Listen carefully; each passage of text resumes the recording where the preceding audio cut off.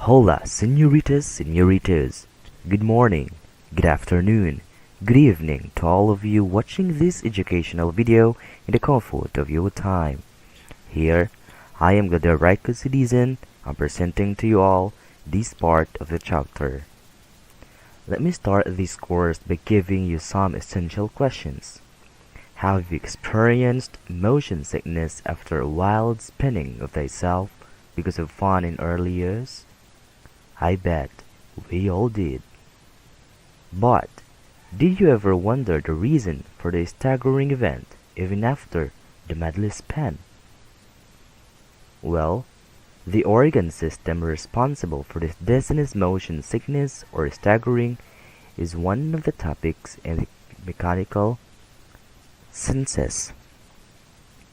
When we are asked about the number of senses human beings have, we probably get to answer our primary thinking on it as 5. But today, we are going to wonder the other senses we human beings have. The mechanical senses. These senses respond to pressure, bending, and other distortion of the receptor. They include touch, pain, and other body sensation as well as vestibular sensation. Audition is also a mechanical sense because of the hair cells are modified touch receptor, but because of its complexity and importance, it is considered separately. Well now, let's go on to the system responsible for our query earlier. The vestibular system. It is a sensory system responsible for providing our brain with information about the motion, head position, and spatial orientation. It also is involved with the motor functions that allow us to keep our balance, stabilize our head and body during movement, and maintain posture. And these sets of sensors are exquisitely sensitive to our motion through the space and our position with respect to the gravity. The vestibular organ located inside our ear, near with the temporal bone, consists of the saccule, tickle, and 3 semicircular canals, as well as the vestibular sacs, and the otoliths, calcium carbon line next to the hair cells. The 3 semicircular canals oriented in perpendicular planes are filled with fluid and in line with the hair cells, and these fluid-filled structures are called endolymph are going to be sending constant feedback to your brain about how your head is oriented in the space. How the fluid inside of these structures move is communicated to your cerebellum, and then your cerebellum is going to coordinate your physical movement to allow you to stay balanced. So, what this means is if you bend over, for example, the fluid is going to shift, and that shift is sent to your cerebellum. And so if your body says while you're leaning forward, we need to modify and accommodate for the motion in other parts of our body. Now, one of the ways that we can see that this fluid function is when we feel sensation of dizziness, specifically if we were to do what we always enjoyed doing when we were kids, which is to just spin madly in a circle. Hence, is a wonder and lack for our fun doings. Somatosensation are the sensation from your body.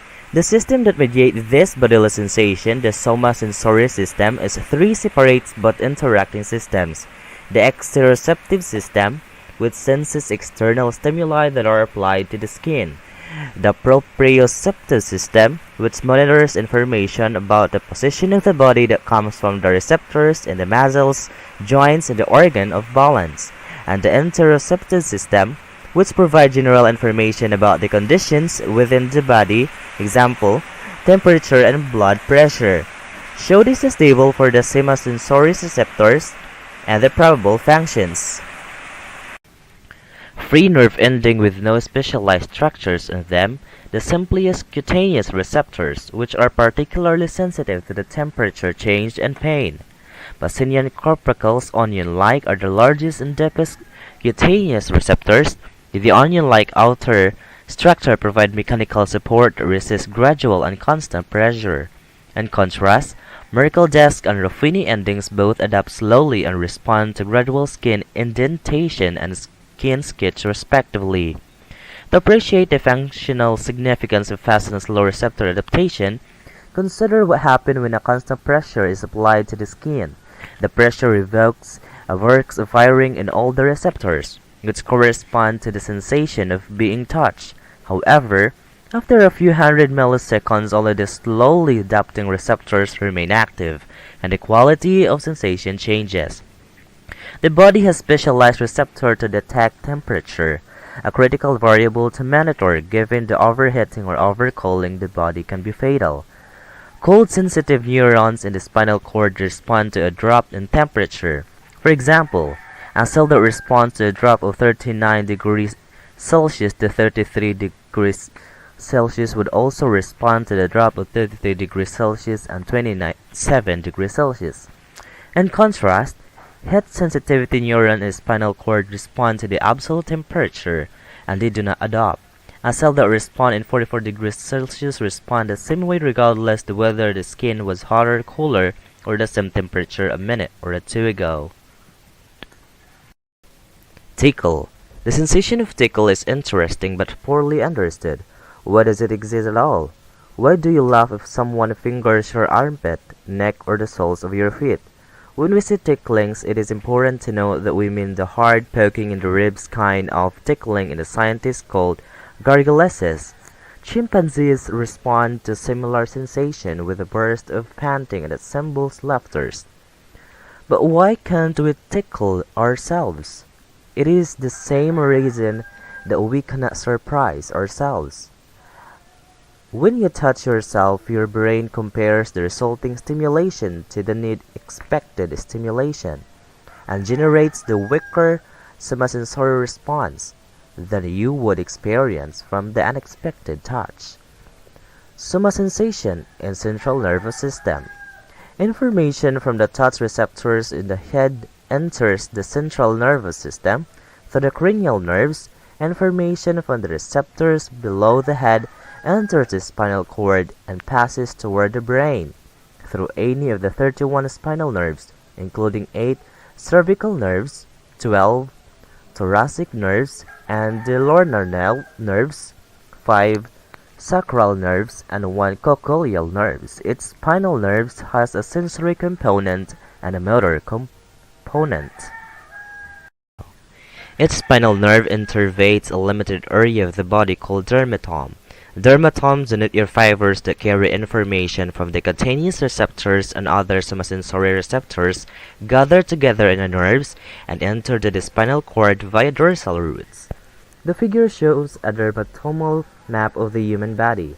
Because there is a considerable overlap between the adjacent dermatomes, destruction of a single dorsal root typically produces little somasensory loss. Various types of somasensory information such as touch, pressure, and pain travel to the spinal cord in separate pathways towards the thalamus and then send impulses in the different areas of the primary somasensory cortex, located in the parietal lobe. Information about skin sensation also goes to the area such as anterior portion of the cingulate gyrus and insular cortex, which respond only to the pleasantness of the sensation, not the sensation itself.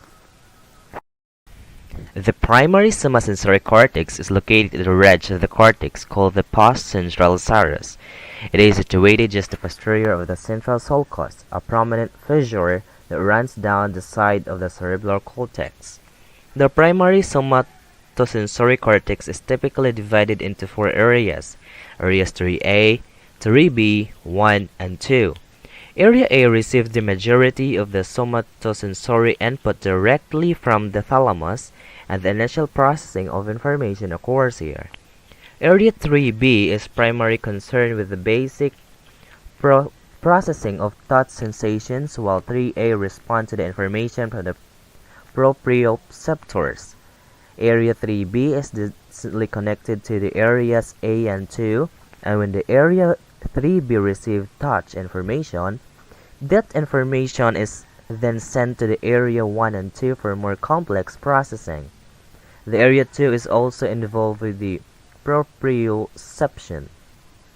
Somatotopic is a full body is represented in a way in which of the four regions of the somatosensory cortex.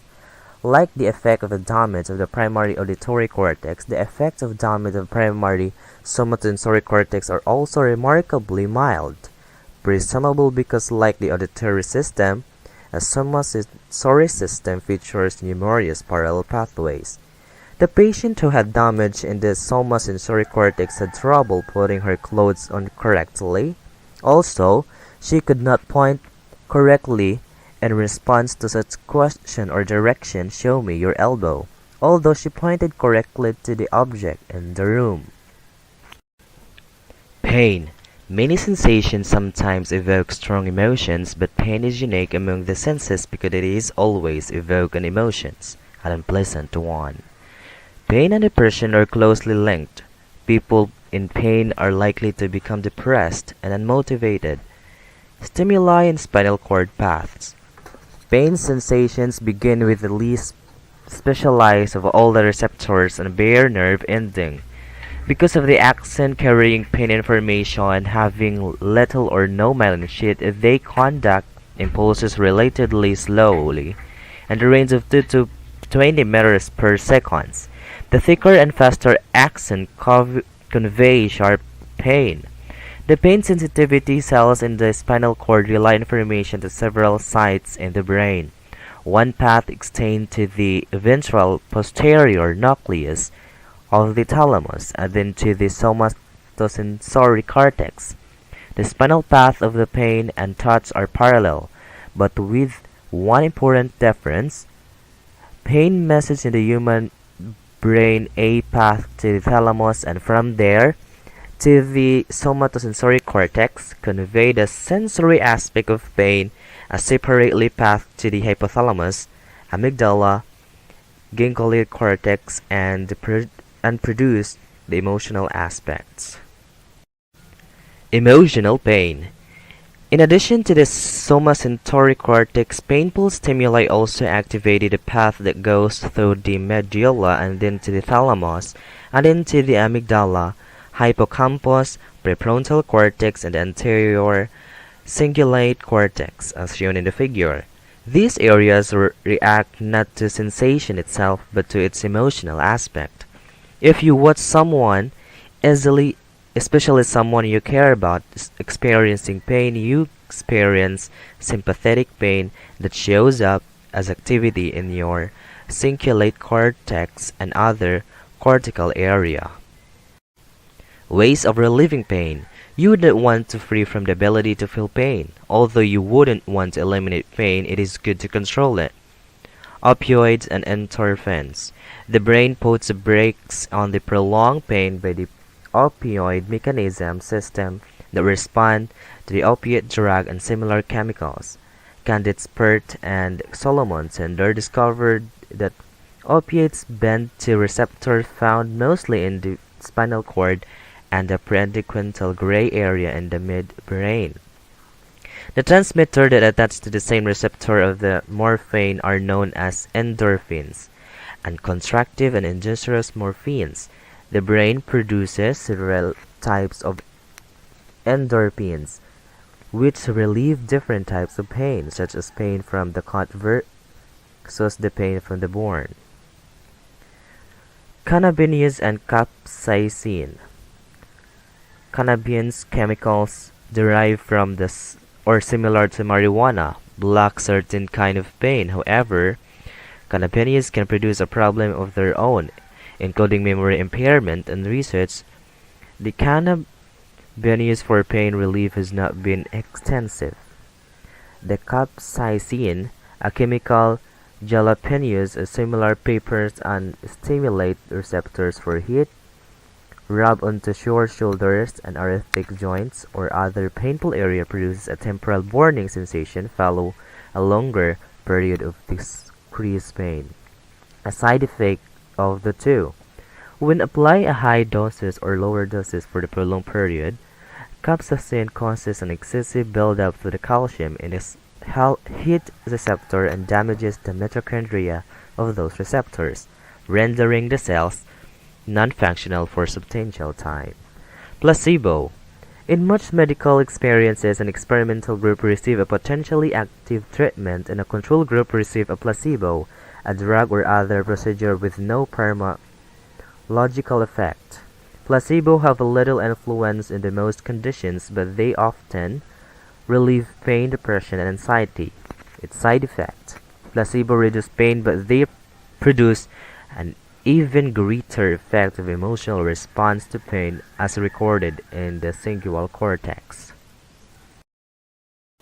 Sensation of pain. Sunburned skin becomes dreadful painful. Its damaged and inflamed tissues releases histamine, nerve growth factor, and other chemicals that help repair the damage but also magnify the responses of nearby heat and pain receptors.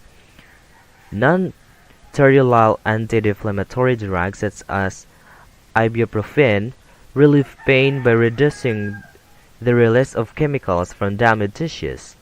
A barrage of painful stimuli potentiates the cells responsive to pain so that they respond more vigorously to similar stimulation in future. Itch. Itch is a separate sensation. There are two kinds of itches.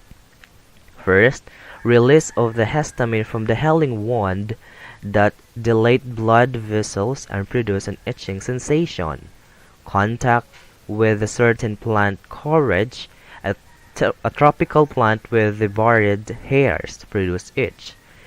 Its receptor had slow to respond, and when they do, their action transmit impulses at the unusual slow velocity of only half a meter per second. At that rate, an action is potentially from your foot need 3 to 4 seconds to reach your head.